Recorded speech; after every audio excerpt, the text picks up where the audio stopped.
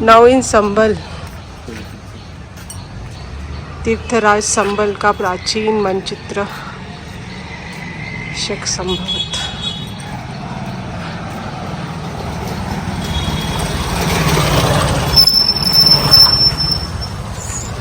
संबल में हम लोग कल्कि अवतार का दर्शन करने आए हैं। ये है विष्णु मंदिर।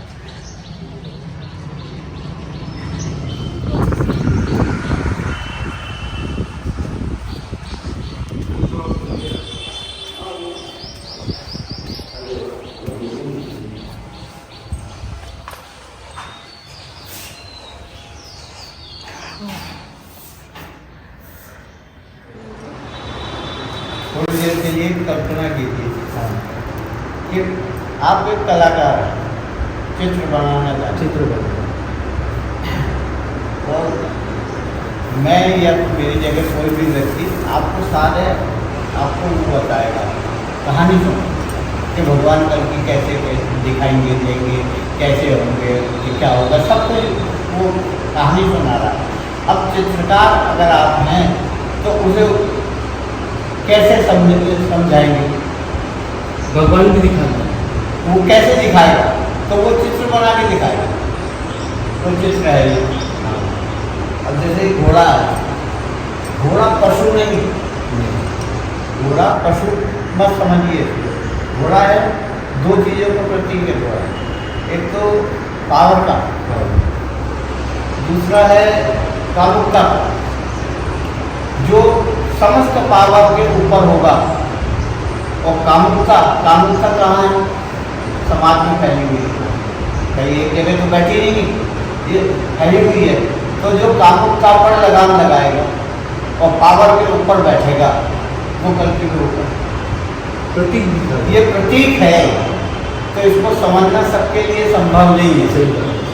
वो हर आदमी को बोलेगा भाई ये है, वो ठीक है, हम बाकी उसके समझने नहीं। आज रॉकेट का युग, आदमी कहाँ जा रहा है? तो घोड़े पर बैठा आदमी क्या करेगा? तो पशु घोड़ा मान लिया जाए, वो संभव नहीं।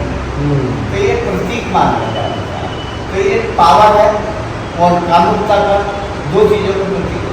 तो पावर के ऊपर होगा, कामुक समाज में फैली हुई कामुकता पर लगाम लगाएगा, वो भगवान।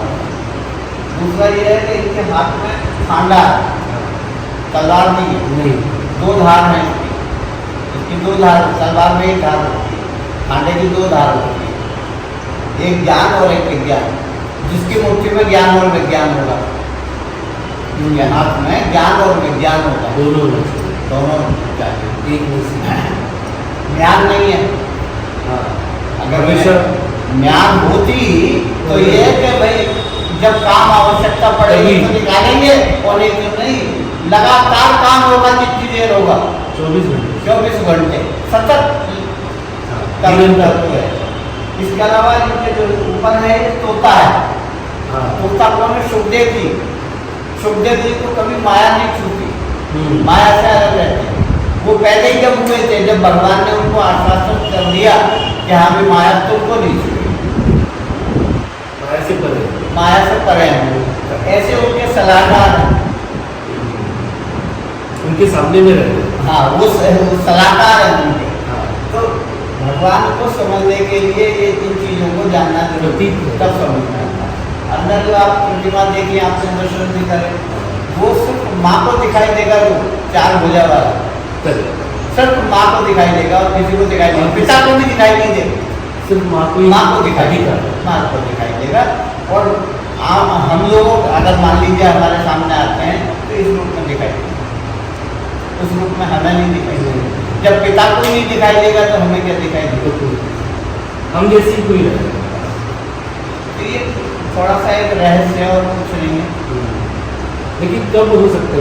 देखिए ऐसा है कि भगवान जब भी धराधाम धरती पर आते हैं, चाहे राम के रूप में आए या कृष्ण के रूप में आए, कुछ आशीर्वाद होते हैं जिन्हें वो फलीभूत करते हैं, कुछ श्राप होते हैं जिन्हें वो पूरा करते हैं।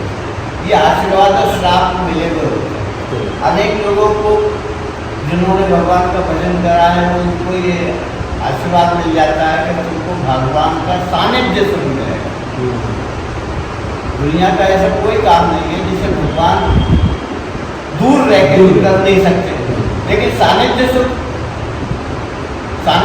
तो पास बैठ के ही मिलेगा ना। तो वो लोगों को इन आशीर्वाद और श्राप मिलते हैं। अब उनको देख लीजिए, तो जितना मेरा अध्ययन है, मैं ये तो नहीं कहता कि मैं सबसे बड़ा बुद्धिमान हूँ, लेकिन एक मेरा अध्ययन है धर्म ग्रंथों, तो श्राप जितने भी हैं सारे 5000 वर्ष के अंदर अश्वत्थामा को श्राप मिला 5000 वर्ष के अंदर, गंगा को श्राप मिला 5000 वर्ष का, और तुलसा को श्राप मिला तो 5000 वर्ष का, गाय को श्राप मिला गौ भी 5000, मतलब सारे श्राप 5000 के अंदर अंदर हैं, एक भी ऊपर नहीं। कोई तो 10,000 का भी होता, 7,000 का बोल सकते हैं, कोई तो लंबा होता तो सारे 5000 के वर्ष। फिर वेदव्यास हुए, वेदव्यास इतने बड़े ज्ञानी थे, वो ज्ञानी इतने बड़े थे कि उनकी क्या कहा जाए त्रिकालज्ञ थे, उनके ज्ञान के की सीमा नहीं है। वो वैज्ञानिक भी थे, आज परखनली शिशु बना है, विज्ञान ने आज बनाया है, उन्होंने 5000 वर्ष पहले बना दिया था, तो वो वैज्ञानिक भी हैं, वो ज्ञानी भी हैं। तो जब उनसे ये पूछा गया कि आगे कलयुग आ रहा है, कुछ कलयुग के बारे में वो बताइए। ये भागवत का है, तो भागवत के बाद में स्कंद में उन्होंने कलयुग का हाल बताया। अच्छा, तो भगवत गीता तो वो कलयुग का हाल क्या बताया उन्होंने, सारा जितना भी बताया, बोले ऐसे ऐसे होगा, ये होगा, वो होगा, सारी बातें बता के 5000 वर्ष की कहानी सुनाई, उससे आगे की क्यों नहीं सुनाई? भाई आगे भी सुना सकते थे। तो जिस तरह से कोई श्राप 8000, 7000, 6000, 10,000, 20,000 उनका नहीं बताया गया, वेदव्यास से बताया तो भी 5000, तो 5000 पे कहानी क्यों अटक रही है? ये कारण है। अब देखिए एक और भी है, स्कंद पुराण के कुमारिका खंड में ही लिखा हुआ है कि हर 28वां कलयुग अपवाद होता है। अच्छा, चाहे वो 128 हो या 228 हो या 528 हो, 28वां कलयुग अपवाद होगा। अब ये 528वां कलयुग, अच्छा, ये अपवाद है। अच्छा। अब अपवाद शब्द का क्या अर्थ बनेगा?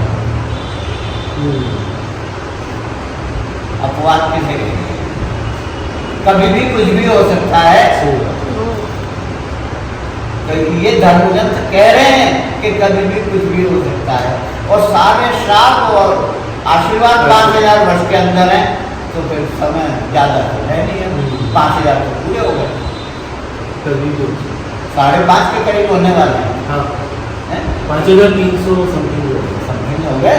तो इसमें कुछ लोगों का विवाद हो जाता है, तो कुछ लोग 300 मान रहे हैं, तो कुछ लोग 500 मान रहे हैं, बट इसी के अंदर में है उसी के अंदर। तो यही वो समय है जब भगवान को आना है। टाइम हो गया है, अभी कभी भी आ सकता, कभी भी आ सकता। बुलाइए उनको, शायद आपकी पुकार अंतिम पुकार हो जाए। हम तो इसी कोशिश पर लगे हुए हैं, आगे हुआ भी नहीं पता।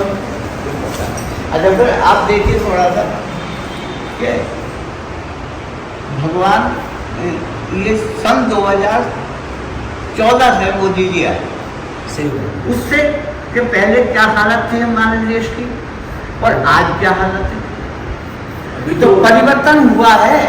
अपवाद सनातन धर्म का अभ्युदय हो रहा है, अंतर तो पड़ रहा है ना। तो ये मदद करने वाले भी तो ये इसी वक्त क्यों हुए?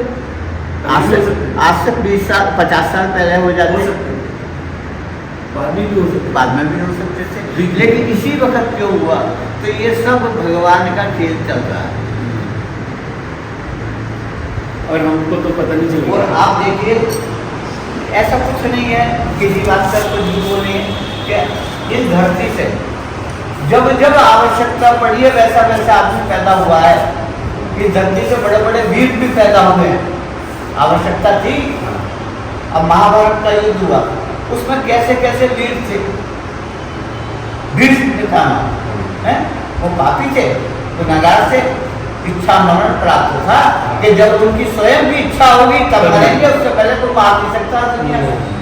द्रोणाचार्य को आशीर्वाद प्राप्त था, जब तक उनके हाथ में सब्जी काटने वाला चप्पू भी है तब तक कोई हथियार उन्हें छू नहीं सकता, जब तक उनके हाथ में हथियार। अश्वत्थामा द्रोणाचार्य का पुत्र, उसे कोई मार नहीं सकता। दुर्योधन पानी का स्तंभन जानता था जो भगवान स्वयं भी नहीं कर सकते थे। ऐसे ऐसे वीर योद्धा पैदा कर लिए और भगवान को उन्हें आके समेटना पड़ा। तो ये धरती गजब की है। एक समय था जब इस देश को आजाद होना था, लेकिन भारतवर्ष में ही होता है सब भारतीय देवभूमि कहलाती है, ये देवभूमि।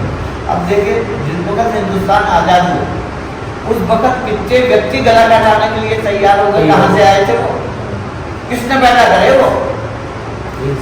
तो ये धरती ऐसे लोगों को पैदा करती। तो अब वो समय है कि इस वक्त धार्मिक लोग पैदा होंगे। अब ये बच्चा कल को क्या बनेगा ये ना आपको पता है ना मुझे पता है, लेकिन ये धार्मिक होगा निश्चित, समझ लीजिए आप, क्योंकि ये जगह ही ये समय ऐसा है। इस समय में लोग धार्मिक लोग आ रहे हैं। कहाँ से आ रहे हैं? राम के नाम पर मरने वाले तो पहले भी थे, लेकिन आज भी राम मंदिर क्यों बना? अभी 500 साल से चल रहा था। तो इसी समय में इसका निर्णय कैसे आया? इससे पहले कौन सी चीज नहीं बदली? तो यही है कि बदलेंगे आप नहीं, आपके विचार बदलेंगे। व्यक्ति नहीं बदलता, उसके विचार बदलते। ज़्यादा दूर नहीं है, भगवान को विश्वास रखिए। हाँ विश्वास तो इसलिए तो इतना दूर से आए आपको भी हम दिख गए यहाँ पे। हाँ बाई चांस ही है, मुझे आज लेट हो गया, मैं 12 बजे बंद कर देता हूँ। हाँ 12 से 3 बजे तक बंद रहता है। बंद तो था ही नहीं तो बाहर का तुम्हें डंडेला लगा दिया तो क्या मुश्किल लगा, उसी देर में आवाज़ दे दी। और अगर इसे मैं बंद कर देता अंदर वालों को फिर नहीं, फिर 3 बजे ही खोलता, फिर मेरी भी ताकत थी कि मैं जगह अब विश्वास नहीं, विश्वास करिए। महाराजा मरु ने बनाया मंदिर। बनाने में योगदान करिए, है ना? एक तरफ है राम गंगा, दूसरी तरफ है यहाँ कहाँ रुके गए? बीच में है कल्की धाम। अभी वहाँ से निकले और अभी आपका शुभ नाम? महेंद्र शर्मा जी। आपसे मिलकर अच्छा लगा। अगर अच्छा लगा तो गलती करिए। जय कल्की। जय कल्की, कल्की महाराज की जय।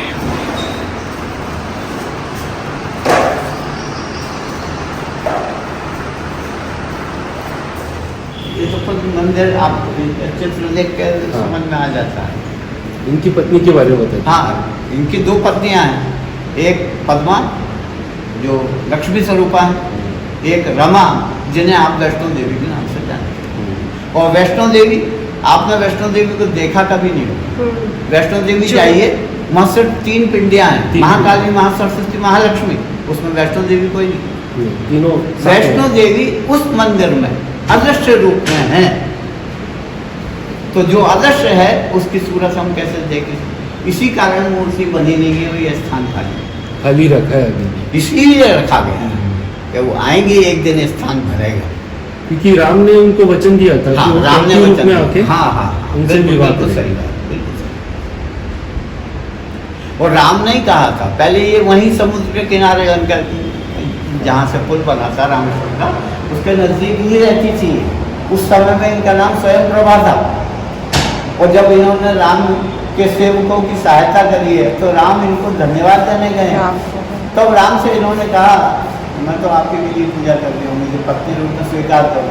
तो राम ने मना किया, बोले इस जीवन में दूसरी पत्नी नहीं, एक ही पत्नी, ये व्रत ले रखा है। फिर भी वो माने नहीं, जिद कर रही थी। तो राम ने एक शर्त रखी, हम दोबारा आएंगे, अगर आपने पहचान लिया तो हम सोचेंगे। लेकिन वो श्री कृष्ण बल्कि भी जा सकते थे। नहीं। वो कल्कि में ही हाँ, तो ऐसा ना श्री कृष्ण बन के इसलिए नहीं जा सकते थे कि राम के रूप में उन्होंने कहा मैं कलयुग में जब कल्कि बन के आऊंगा तब तुमको स्वीकार करूंगा। उन्होंने नहीं कहा मैं कृष्ण बन के आऊंगा तो स्वीकार करूंगा। तो जो राम ने कह दिया कृष्ण उसके विपरीत कैसे बोलता? नहीं, कृष्ण और राम एक ही तो हैं। राम ये भी बोल सकते कि मेरे अगले हाँ, ऐसा कुछ नहीं बोला।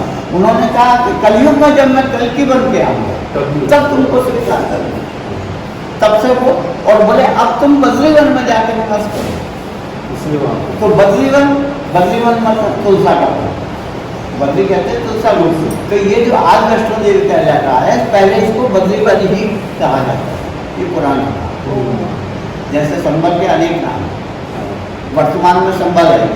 इससे पहले जैसे महतगिरी भी कहते थे, पिंगल भी कहते थे, सत्यव्रत भी इसका नाम रहा है, हरि मंदिर भी। तो अनेक नाम होते हैं। आपके भी एक से अधिक नाम होंगे, 2 नाम हो सकते हैं, 3 नाम भी हो सकते हैं। ऐसे स्थानों के नाम भी होते हैं। तो वो जो स्थान है वो बद्रीवन कहलाता है पहले, आज वो वैष्णो देवी कहलाता है। जबकि वैष्णो देवी को आज तक किसी ने देखा ही नहीं। मैं तो बहुत छोटा हूँ लेकिन किसी ने नहीं, क्योंकि उन्होंने किसी अपने आप को जब तक वो स्वयं नहीं चाहेंगी वो उन्हें तो देख भी नहीं सकते। तो वो कल्कि भगवान जब आएंगे तभी वो रूप प्रकट होंगे, उससे पहले साथ प्रकट ही नहीं होंगे। ये सारा खेल पहले से निश्चित है। इसीलिए मैं कह रहा हूँ कि भगवान ज्ञान है, समझ